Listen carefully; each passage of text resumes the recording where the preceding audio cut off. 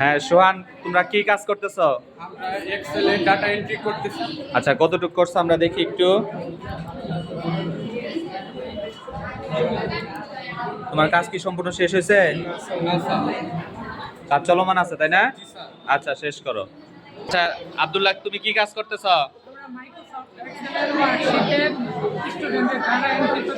আচ্ছা, কতজনের data entry করছো? 5 জনের। কি কি আছে এখানে? রুল, নেম, আচ্ছা সুন্দর, ধন্যবাদ। তুমি কি করতেছ?